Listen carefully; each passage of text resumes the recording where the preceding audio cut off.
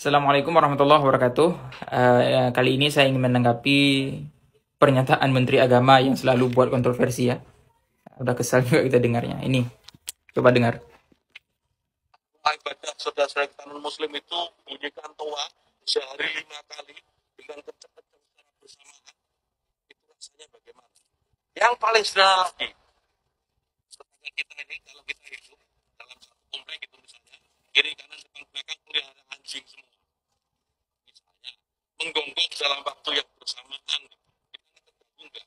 Artinya apa? Bahwa suara-suara, ya suara-suara ini, apapun suara itu ya, ini harus kita Ya, ini sebenarnya lucu. Ngapain sih Menteri Agama itu urus soal-soal yang nggak penting? Mending urus aja soal aliran sesat, bahayanya aliran sesat. Mending itu aja urusannya. Nggak usah urus yang bukan-bukan. Ya, ini yang pertama yang perlu kita tanggapi. Tadi dibilang sehari 5 kali penggunaan toa ya.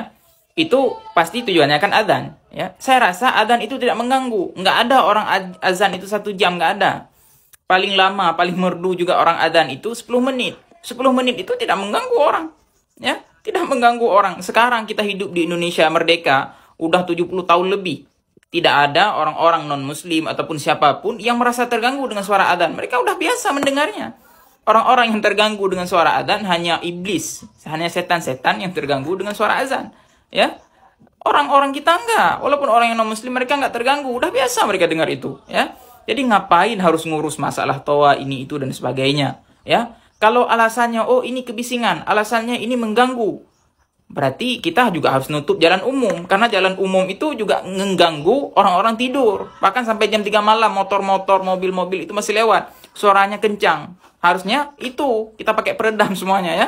Jadi, ngapain sih ngurus masalah yang bukan-bukan seharusnya? Ayolah, Pak Menteri Agama, kami mohon, ya, janganlah Bapak menyuarakan ataupun buat peraturan yang tidak sesuai dengan apa yang ada di lapangan.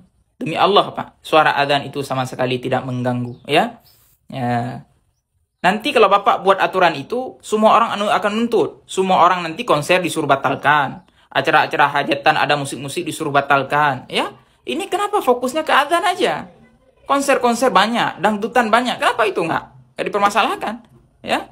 Ini janganlah, apalagi nanti ada pelarangan takbir, dibatasi sampai jam 10 malam. Na'udzubillah. Di mana ciri khas kita sebagai orang Islam? Masa takbiran nggak boleh lagi? Masa takbiran dibatasi nggak boleh pakai toa lagi? Masya Allah.